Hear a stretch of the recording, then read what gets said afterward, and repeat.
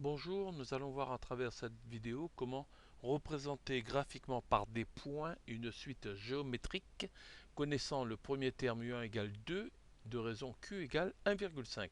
C'est exactement la même suite qu'on avait pris pour faire le diagramme en bâton. Donc le tableau était déjà complété. Vous regardez la précédente vidéo diagramme en bâton sur la même chaîne, hein, et suite géométrique diagramme en bâton. Donc on avait déjà complété notre tableau, d'accord. Donc à partir de là, pour faire une représentation graphique par point, il suffit de sélectionner avec le clic gauche, appuyer donc les deux listes complétées, c'est-à-dire la liste des indices et la liste des termes. Voilà. Ensuite, on fait un clic droit, c'est-à-dire dans la partie qu'on a sélectionnée, on fait un clic droit, créer, liste de points. Là, on voit qu'il y a des points qui sont placés dans le repère.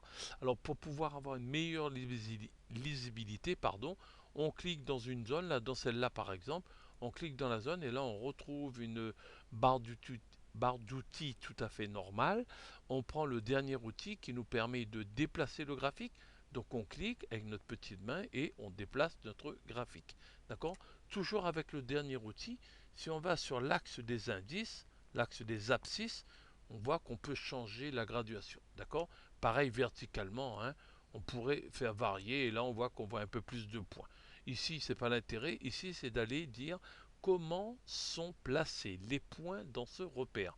Alors on pourrait on pourrait penser qu'ils sont alignés. On peut aller le vérifier. Donc on prend le troisième outil.